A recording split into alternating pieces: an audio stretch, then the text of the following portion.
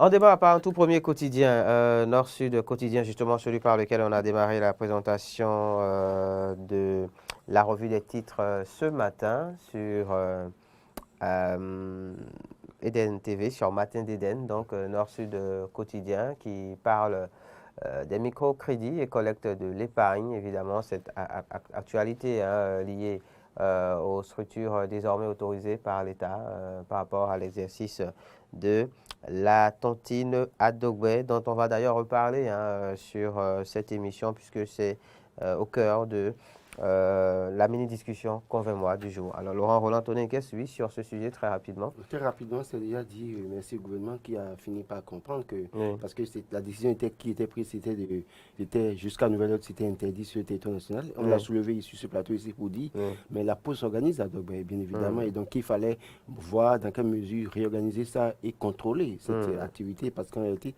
ça sauve beaucoup de familles.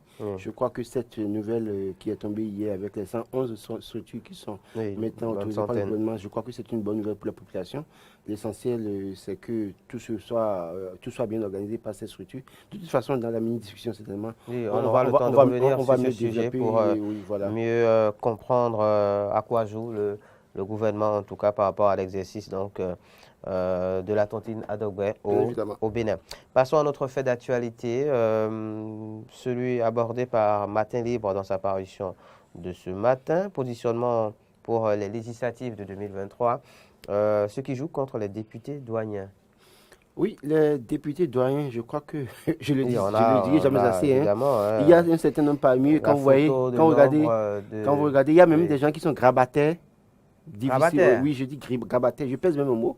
Il y en a qui sont parmi eux qui sont grabataires. Ce sont vos mots, justement. Oui, qui n'ont plus. Pas les miens. Oui, pas les vôtres. Oui. C'est mes mots et que j'assume bien évidemment. Bien sûr. J'en connais beaucoup parmi eux. En tout cas, il y en a que je vois là qui sont grabataires, tout au moins deux, à la une de ce journal ce matin. Et je crois qu'ils ne veulent pas laisser les choses. Il y en a qui sont parmi eux qui sont des carriéristes politiques qu'il faut finalement envoyer à la retraite. Peut-on leur en vouloir? Oui, il faut leur en vouloir. Si vous avez fait, vous, Laurent Roland-Tonnet, qui est le choix des journalistes, pourquoi voulez-vous en vouloir à quelqu'un qui fait le choix d'être politicien, d'être carriériste? Permettez-moi d'aller au bout de mes politiciens. idées. Ce que je veux dire, c'est quoi? Voilà des gens qui, depuis les années, en tout cas, il y en a parmi eux qui sont, depuis 1960, sont en politique, vous voulez dire? En politique, oui. Mais qui, pour autant, ne sont pas utiles pour leur communauté. C'est-à-dire qu'à la veille des élections, on les voit sur le terrain, chanter, faire tout, distribuer peut-être des sacs de riz, des feuilles de tôle dans les communautés, se faire élire après, rendez-vous dans 4 ans. Oui, mais peut-on leur en vouloir s'ils ont compris comment ça fonctionne? Écoutez, mais ce que je veux dire ce matin, c'est quoi?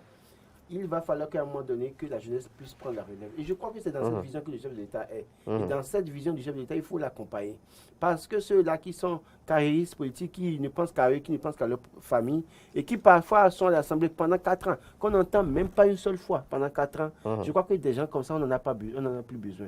Il faut finir avec ces gens-là. Il y a ceux-là qui ont fait tous les gouvernements successifs. Sous Crécou, sous Nifos 96, vous les avez, de 91 à 85, vous les avez vus chanter la gloire, chanter la gloire de Nifos Glo. Juste Crécou est arrivé, ils ont changé rapidement de veste pour être avec Crécou pendant 10 ans. Yaïbouni est venu pour les 10 ans, ils ont chanté Yaïbouni pendant 10 ans. Automatiquement, quand elle est venue en même temps, ceux qui étaient prêts à aller à gauche avec Yaïbouni et à droite avec Yaïbouni se sont retrouvés automatiquement au centre avec Patrice Talon. Et finalement, on a vu des centristes, on a vu tous les courants possibles. Au finish, qu'est-ce que ça a concouru à quoi? C'est qu'ils sont tous en UP ou BR aujourd'hui. Et je crois que le chef de l'État fait un travail pour assainir la classe politique béninoise. Et ce travail, il faut l'encourager à faire ce travail pour que nous puissions finir avec ces gens-là qui pensent que la chose politique, en fait, la politique béninoise, c'est leur patrimoine et qui sont seulement les seuls dépositaires de la politique béninoise ou partout. Non, écoutez, au-delà de tout. Oui, mais je n'ai rien dit encore. Non, vous voulez me stopper. C'est pour vous dire quoi? C'est pour vous dire quoi? Dans une certaine mesure, la politique ailleurs, ce n'est pas soi-même. Vous venez, vous faites plaisir, vous travaillez à satisfaire les besoins des populations. Je ne dis pas que les députés doivent construire des écoles, des centres de santé, mais le député est là pour contrôler l'action du gouvernement. En 4 ans, les 83 députés que nous avons élus en 2019, combien sont-ils à contrôler véritablement l'action du gouvernement, les actions du gouvernement, quand bien sont-ils à véritablement prendre la parole pour dénoncer un fait, les conditions de vie des populations. Je crois que... mais Laurent, ne soyons pas non plus utopistes. C'est-à-dire que la réelle politique au Bénin permet-elle réellement à nos députés de prendre un certain nombre de positions sur certains sujets? Voilà, et c'est là que je voudrais en venir pour vous dire quoi. Ça veut dire que quoi, vous me rejoignez quand je dis chaque fois que nos députés ou bien les acteurs politiques n'ont pas de conviction. Parce que quelqu'un qui a de conviction, quelle qu'en soit la situation, quel qu'en soit qu'il a amené à l'Assemblée nationale, doit pouvoir à un moment donné dire la vérité et mettre devant les problèmes de sa communauté. Mais c'est parce que... la faute à qui sinon c'est manque de conviction? Non, c'est un manque de conviction. Il n'a pas d'idéologie. Ils ne sont là que pour leurs intérêts. Et donc, de ce point de vue, ils ne peuvent pas avoir le courage de dénoncer. La faute à qui s'ils ont compris que ce n'est que comme ça qu'ils peuvent survivre dans cette jungle? Ils savent que... Parce que c'est une jungle en réalité, la politique. Il y en a qui, malheureusement, n'ont pas travaillé, en tout cas depuis qu'ils sont rentrés en politique au Bénin, n'ont jamais travaillé quelque part et donc ils ne vivent que de ça. Justement, et ils savent que, c'est-à-dire que leur prise de parole comme ça. Oui, et c'est pour ça que je dis justement aujourd'hui, il faut travailler à avoir des gens qui sont suffisamment convaincus, qui ont une idéologie, qui ont quelque chose à faire, qui savent que même si on les dégage de l'Assemblée, ils pourront faire quelque chose. Je vous donne l'exemple. Très rapidement je vous donne l'exemple du jeune Guy Mitokwe, par exemple. Justement, qui fait l'actualité aussi. Il est allé à l'Assemblée nationale. Mais à un moment donné, il a le courage de dire la vérité. Quand bien même, ça ne l'a pas arrangé pour les prochaines élections, il n'est pas retourné à l'Assemblée nationale. Il a vécu, il vit. On va revenir sur le cas Guy Mitokwe tout à l'heure, mais avant cela, recentrons le débat, si débat il y a. Revenons en tout cas au titre, d'accord, de Matin Libre dans sa parution de ce matin. Ceux qui jouent contre les députés douaniers, qu'est-ce qu'ils jouent contre eux? Ceux qui jouent contre eux, c'est que déjà, ils ont pris en otage la classe politique béninoise dans une certaine mesure. Je n'ai pas lu l'article de Matin Libre, mais je pense que c'est des gens qui ont pris en otage la politique béninoise, qui en ont fait ce qu'ils veulent depuis 1990. Il y en a, parce que tout le temps, ils veulent appartenir à tous les systèmes, ils veulent toujours se retrouver au niveau dans la bonne grâce pour vivre dépend de l'État. Parce que n'oubliez pas que c'est les contribuables qui les payent. Mais en réalité, sont-ils pour autant au service de la communauté? Sont-ils vraiment les représentants du peuple à l'Assemblée nationale? Donc ça joue contre eux. Ça joue contre eux. À votre avis? Pour moi, ils ne sont pas véritablement, il n'y en a pas mieux qui sont véritablement au service de leur communauté. Ils sont représentants de leur communauté. Mais il y en a qui, malheureusement, ils sont représentants d'eux-mêmes, de leur famille à l'Assemblée nationale. Ils jouent leur suivi là-bas. Pas suivi politique, ils jouent leur suivi alimentaire. On a pu lire, en tout cas, si là sur les réseaux, qu'il y a des conciliabules, d'accord, par rapport au positionnement donc, sur les listes électorales. J'ai lu l'article.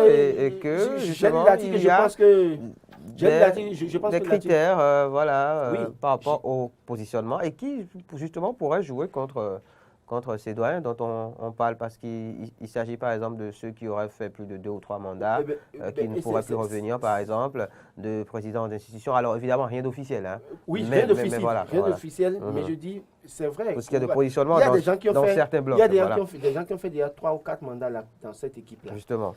Demandez-leur quel a été leur bilan depuis 4 législatures. Ils n'auront rien à vous dire. Oui, mais on peut quand même voir la photo d'un certain ministre bien connu. Je ne veux pas le faire mal, faire mal en citant des noms. On connaît la loi Haké quand même. La loi Haké est connue. Vous ne direz pas que... Je ne vais pas le faire mal en citant des noms. Cet exemple. Mais regardez déjà les 5 photos qui sont en haut. Au niveau des deux extrémités. On les a tous vus. On les a tous vus. Qu'ont-ils fait depuis qu'ils sont à l'Assemblée nationale? Ils y vont pour leurs affaires. Il y en a qui sont parmi eux, qui sont hommes d'affaires et qui ont besoin d'être à l'Assemblée nationale pour faire leurs affaires. Parlons de quelqu'un d'autre. Ne nous voilons pas la face. Parlons de quelqu'un d'autre qui n'est plus à l'Assemblée nationale. Sont-ils véritablement au service de l'État béninois, de la nation béninoise, des Béninois depuis 4 législatures ou 3 législatures? C'est là la question. Parlons de quelqu'un d'autre qui n'est plus à l'Assemblée nationale, qui a été quand même, et qui aujourd'hui est en plein désamour, à en croire certains quotidiens, avec son mentor ou ex-mentor, devrait-on peut-être désormais dire. Je parlais de Guy Mitokwe, donc, qui, n'a pas annoncé, mais Azanaï Candide qui a annoncé la démission de Guy Mitokwe du parti Restaurer l'Espoir. Oui, c'était prévisible? C'était prévisible. Quand on revoit je crois qu'on en a parlé sur ce plateau, on a vu quelques échanges qui étaient pratiquement opposés. Mais je crois que enfin Guy Mitokwe prend une décision qui peut être le sort de la jungle pour moi. Ok. Parce que jeune, c'est vrai, il a été suppléant de Candice Dazanaï à l'Assemblée nationale. Oui. Ne me dites pas que c'est Candice Dazanaï qui a fait Guy Mitokpe. Candice Dazanaï aussi a pas profité de la jeunesse de Guy Mitokpe à un moment donné, sur le terrain politique. Oui, mais vous savez qu'en politique, tout est question d'intérêt. Oui, justement, non. Parce que, on ne va pas parce que chercher les gens, qui n'en a pas plus. peuvent faire l'amalgame et dire que Guy Mitokpe a fait, voilà. Guy Mitokpe allait à l'Assemblée grâce à Dazanaï. Mais bien au contraire, à un moment donné, les jeunes ont suivi les jeunes. Oui. Et juste parce que Guy Mitokpe prenait la parole, était jeune, les gens, certainement, même si c'est un seul électeur qui a suivi Guy Mitokpe, c'est que ça a servi Candice Dazanaï à un moment donné. Maintenant, quand on regarde un peu la situation aujourd'hui, on a vu Candice Dazanaï, quand il prend la parole, chaque fois c'est la conférence de presse pour dénoncer, critiquer Patrice Talon et son gouvernement. Pourtant, c'est lui qui nous a proposé Patrice Talon, n'oubliez pas, et qui est venu nous dire que c'est la meilleure candidature en 2016, avant 2016. Donc, du coup, ça pose un problème. Maintenant, quand il critique, voilà quelqu'un qui critique, qui ne fait pas de proposition. La plupart du temps, est-ce que vous avez vu une seule fois Candice Dazanaï vous dit le bitume qui a été fait à Kobato, que ça sauve la population, que c'est une bonne chose? Non, au 229 chez nous, c'est qu'on est là à critiquer pour dire que ce n'est pas bien. Est-ce que vous avez vu Candice Dazanaï vous dit un jour, oui, telle voie qu'on a réalisée de telle localité à telle localité, il faut féliciter le gouvernement pour ça, mais j'aurais souhaité, chacun adopte la forme justement d'opposition qui lui sert. Les temps sont révolus. Les choses évoluent. Et au fur et à mesure que les choses évoluent, il va falloir repenser la manière de faire la politique chez nous. Parce que si, par exemple, ceux qui sont de l'opposition montaient au créneau pour dire, par exemple, la voie qui a été réalisée à Kobato, vous avez dit que c'est 4 milliards, je ne connais pas le montant, mais je suppose que c'est 4 milliards, on dit. Vous avez dit que c'est 4 milliards. Mais nous avons fait nos enquêtes, on a vu que pour réaliser telle voie, on ne peut pas utiliser 4 milliards, c'est 2 milliards qu'on peut utiliser. On n'a jamais vu, on n'a pas vu les opposants sur ces terrains-là. Le problème, c'est démocratie, restriction de liberté, on veut aller aux élections, ça s'arrête là. Mais ce qui est fait de bon, à un moment donné, et donc je crois que Guy Mitokpe, à un moment donné, ne doit pas continuer à fonctionner dans ce rêve-là et penser qu'en réalité, les gens comme Candice Dazanaï ont pour autant encore un avenir politique. Encore que Talon est en train de partir. Parce que vous pensez qu'il n'en a plus, c'est ça? Oui, mais écoutez, cette génération-là. Vous pensez qu'il fait partie aussi des doyens qui... Oui, c'est les doyens. Cette génération, il va falloir en finir avec cette génération. Est-ce qu'il avait sa photo dans la liste? Il n'a pas sa photo là. S'il était à l'Assemblée nationale... Rassurez-nous, il n'est pas grabataire. Non, il n'est pas grabataire. D'accord. Mais seulement qu'il est parfois utopiste. D'accord. Oui, mais c'est pour vous dire quoi? Est-ce qu'on ne peut pas faire une autre analyse, justement, par rapport à cette démission de Guy Mitokpe et se dire, pour faire allusion à ce que vous disiez un peu plus haut, qu'il est d'une manière ou d'une autre en train aussi de vouloir devenir un carriériste, parce que ce qu'il dit essentiellement, enfin, dans le message publié par Candice Dazanaï, on comprend bien que Guy Mitokpe entend servir ailleurs. Oui, il entend servir ailleurs, oui, justement, à un moment donné. Une autre cause politique. Oui, pour une cause politique. Oui, une autre cause politique. Servir une autre cause politique. Je suis parti d'un point pour vous dire quoi. Dazanaï critique, d'accord, mais quelles sont les propositions qu'il fait de façon concrète? Première chose. Vous en connaissez qui font des propositions pratiques? Non, justement, c'est pourquoi je dis les acteurs politiques, aucun d'eux n'a d'idéologie, de conviction à un moment donné. Je l'ai dit et je le redis. Mais c'est pour dire quoi? À un moment donné, quand vous êtes avec un doyen, même si vous a fait à un moment donné, il va falloir que vous puissiez vous affranchir pour pouvoir voler de vos propres ailes. Sinon, en réalité, le doyen prendra la parole et vous serez toujours étouffé. Parce que les actes que pose Candice Dazanaï, que Guy Mitokpe le veuille ou pas, il va toujours subir les conséquences indirectement. Forcément. Voilà. Et donc, dans une certaine mesure, c'est lui qui voit ce qui l'arrange. Est-ce que ce qu'il fait avec le Parti Restaurer l'Espoir, ça l'arrange au point où il doit toujours continuer à subir peut-être les erreurs d'un doyen politique? Oui. Donc, à un moment donné, il faut s'affranchir. Il faut s'affranchir. Et je crois que si Candice Dazanaï était à l'Assemblée nationale, je suis sûr que Patrice Talon, on l'aurait mis aussi dans les photos que nous avons vues à la une de Matin Libre. Cette génération, à un moment donné, il faut qu'ils puissent nous lâcher les baskets, pour lâcher les baskets à la nouvelle génération, qui comprennent que finalement, la manière dont ils ont fait la politique pour appartenir à tous les gouvernements, qu'enfin, il faut arrêter avec ça et avoir une idéologie concrète, une conviction pour parler de développement. Quand le président de la République fait mal, il faut critiquer. Et nous le disons ici sur ce plateau. Mais quand c'est bon, il faut dire, voilà, c'est bon. Et voilà, nous pensons que... Par exemple, quand il y a de grands travaux, de grands chantiers dans le pays, les coûts, ils les connaissent. Pourquoi ils ne remettent pas en cause, par exemple, les cours? Pourquoi ils ne viennent pas sur ce terrain-là? Il faut avoir accès à l'information. Écoutez, ils ont l'information. Leur problème, c'est ailleurs. Un député n'est pas forcément un enquêteur. Ah non, attention. Vous êtes journaliste, attention. vous pouvez. Les commissions parlementaires, parlementaires sont faites pour aller enquêter, pour vérifier. Et donc, si le député n'a pas l'information, le journaliste Laurent Roland-Antonin peut également faire l'exercice. Vous savez que sous ce régime... De l'enquête, je veux dire. Sous ce régime, c'est difficile pour les journalistes d'avoir la vraie information. Ah d'accord, mais les politiciens, les députés, oui, vous pensez. Les députés sont les représentants du peuple. Ils ont le pouvoir politique. Et dans cette mesure, s'ils ne font pas leur travail, on ne peut pas les dédouaner pour dire qu'ils n'ont pas l'information. C'est une mauvaise foi parce qu'ils n'ont pas de conviction. Ils jouent leur suivi alimentaire. Vous en savez plus que nous sur le sujet. Non, ceux-là jouent le suivi alimentaire, pas pour la suivi du peuple. Il faut avoir le courage de le dire. Et en termes de survie, lequel jouez-vous? Moi, je joue ma... Je travaille, je suis payé pour ce que je fais. Allez, parlons de notre fait d'actualité. Vous parliez de vieux, de grabataires et tout le reste. Il y a quelqu'un d'autre qui est traité de vieux à la une d'un quotidien ce matin. N'est plus ni moins que le président du conseil d'administration de l'Institut national de la femme, Koupaki, pour ne pas le nommer, et le Béninois libéré qui parle de règlement de compte donc politique à l'Institut national de la femme. Talon remet avec autorité Koupaki à sa place. Bon, je crois que c'est assez surprenant qu'un président du conseil d'administration fasse des réunions. Selon ce qui est dit par Benoît Libéré, c'est assez surprenant que le président du conseil d'administration organise en tout cas des séances sans la présence de la présidente de l'Institut. C'est assez surprenant. Et c'est vrai que peut-être quand je lis l'article, je vois un peu ce que dit Abou Akatakou là, et que je fais un retour en arrière. Je me rappelle que Koupaki était président du parti Union démocratique Union pour le Bénin, pour un Bénin nouveau, DBN. Union pour le développement de Bénin nouveau. Voilà. Et donc, avant que ça ne devienne Union démocratique pour un Bénin nouveau. Et donc, il était président et puis, quelques temps, après, il y avait... je ne sais pas, à Clash ou je ne sais quoi, mais toi, il est parti. En tout cas, il est parti. Donc, est-ce que c'est le bruit qui continue, en fait? Oui, alors, Takou parle aussi de ce que, justement, quand il a s'agi pour l'UDBN, par exemple, d'aller en alliance, sinon d'aller se fondre d'une manière ou d'une autre dans un des blocs. L'UDBN allait vers le BR, alors que Koupaki est de l'Union progressiste. L'UP, justement, avait mandaté un certain Koupaki, par exemple, pour se rapprocher de la présidente de l'UDBN, pour discuter de ce que l'UDBN puisse donc rallier l'UP, ce qui n'a pas été fait. Et donc, qu'aujourd'hui, c'est une manière pour bien possible, le ministre Koupaki, c'est que dans une certaine mesure, il va falloir que les gens se mettent au-dessus de la mêlée, parce qu'ils sont au service de la communauté, de la nation, pas à leur propre service. C'est de ça que je parlais tout à l'heure. Il faut que les gens puissent faire attention pour dire, là où je suis là, je ne suis pas là pour moi, mais je suis là pour la communauté, je suis là pour les Béninois. Et donc, une fois que vous mettez dans la tête que vous êtes là pour les Béninois, c'est qu'il y a des erreurs que vous ne pouvez pas faire.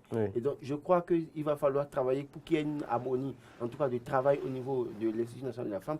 Le jour où on a annoncé que Pascal Irénée Koupaki est président du conseil d'administration de l'INF, moi, j'ai tiqué et puis je me suis posé des questions pour dire, est-ce que cette collaboration sera franche, sincère et harmonieuse. Et donc, voilà que, avec cette information que le Béninois libéré écrit aujourd'hui, ça veut dire que j'avais raison de remettre en cause cette justement, qui, dans son article, et comme à son habitude, dit entre autres que, justement, Koupaki aurait atterri à la tête du conseil d'administration, enfin à la présidence, donc, du conseil d'administration par accident.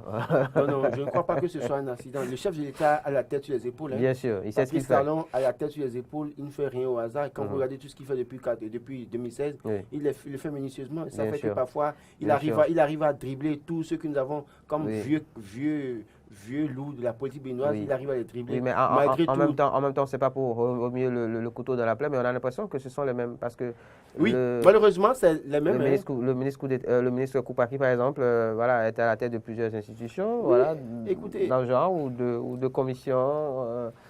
Oui, le constat est là. Le constat est on a là. parlé dans le constat. Oui, le constat est là et c'est assez. Pour Oui. moi, c'est malheureux parce Oui. qu'il y a bien d'autres personnes. Comme s'il n'y avait plus d'autres Il y a têtes, d'autres personnes, voilà. il y a des têtes bien faites. Parlant dans de le jeunes, pays. justement, il y en a d'autres Des quand même commissions qui qui sont créées, des cellules qui sont créées, oui. vous voyez pratiquement les sont mêmes toujours les personnes mêmes. qui Toujours les mêmes. siègent dedans alors qu'il y a d'autres personnes. Oui, c'est ça le problème aussi véritablement. C'est que j'ai comme l'impression que Patrice Talon, dans tout ce qu'il fait, il se souvient de la minorité qu'il a soutenue. Qui l'entoure, voilà. Non, non, pas l'entour. Okay. Quand vous regardez bien, vous allez voir peut-être que c'est seulement la minorité qu'il a soutenue en 2016. Okay. Et cette minorité... Il ne compose qu'avec, en fait. Il ne compose qu'avec, parce qu'il le fait confiance. Voilà. Des gens qui... C'est aussi, il a fait confiance. C'est aussi ça le problème. Justement. Au moment où il était en difficulté, où tout le monde, les gens étaient, à cause de l'argent parfois, certains pour l'argent sont allés vers Javon. Oui. Certains, à cause de l'argent, ont vendu leur dignité pour aller vers Zinsou, Yaïboni, et qui ont pratiquement oublié Patrice Talon, et que c'est seulement une minorité. Cette minorité, des gens qui n'étaient même pas élus, qui n'avaient plus de pouvoir politique, qui l'ont suivi. C'est une manière de leur rendre l'appareil. Pour moi, c'est comme s'il leur rend l'appareil. Mais je pense qu'aujourd'hui, il doit pouvoir faire l'effort de se mettre au-dessus de la mêlée et ouvrir un peu pour dire, écoutez, il y a des postes de responsabilité qu'on peut confier à d'autres personnes. Au-delà, même si on ne veut pas confier ça aux acteurs de l'opposition, il va falloir, aux acteurs politiques de l'opposition, il va falloir confier ça à certains acteurs de la société civile. Ça va montrer qu'en réalité, que oui, il élargit son équipe. Parce que vous voyez, malheureusement, vous avez vu, au lendemain de l'élection présidentielle 2021, il a eu du mal à faire le remaniement. Bien sûr, comme s'il y avait plus... Oui, il y avait bien des gens qui peuvent mettre, mais il avait du mal, pour moi, il avait vraiment du mal à faire le remaniement. C'est une question de confiance. C'est une question de confiance, mais il va falloir qu'il travaille à faire confiance. C'est vrai, quand vous avez été mordu une fois et que vous connaissez les acteurs que vous avez en face de vous, vous faites très attention. Chat échaudé craint l'eau froide. Bien évidemment. Alors, vous parliez justement de ce qu'il faut que le président se mette au-dessus de la mêlée. Justement, je pense que c'est un exemple patent quand le Béninois libéré, en tout cas, nous parle justement de la réaction du président Talon par rapport donc, à cette situation. Bien évidemment, oui. Non, ça, c'est une crise interne. C'est une crise interne au sein de son équipe. Justement. Et il a tranché. Mais ce que je dis, c'est que dans une certaine mesure, il va falloir puisqu'il y a beaucoup parmi eux qui cumulent des postes, des fonctions. Et il va falloir travailler à réduire ces cumuls de postes de fonctions-là. Parce que ça, c'est pas trop bon. Parce que Pascal, ça laisse pas une bonne image forcément. Pour beaucoup de choses déjà. Il est dans la cellule, il est président dans le conseil d'administration d'une structure. Je crois qu'il y en avait d'autres dans lesquels il se retrouvait. Et déjà ici encore, et il est encore secrétaire général de la présidence, donc grand de ministre. C'est à quoi qu'il n'y a que, et c'est à quoi que les autres sont des cerveaux vides. C'est à se demander aussi comment ils arrivent à faire tout ça. Non, le problème, merci Laurent. C'est une question de confiance. Il fait confiance à la minorité qui l'a accompagné, qui lui a fait confiance en 2016. Mais il va falloir qu'il élargisse, il ouvre maintenant pour faire confiance à d'autres personnes. Un peu plus. Parce qu'il y en a qui sont encore, même s'ils sont dans l'opposition, ils ont encore la bouche pour parler. Je crois que quand ils vont trouver un peu à manger, ils vont se taire. Merci Laurent. Roland Tonenquès pour vos analyses et commentaires par rapport à l'actualité telle qu'elle nous est proposée par les quotidiens en cette matinée du mercredi 13 avril 2022.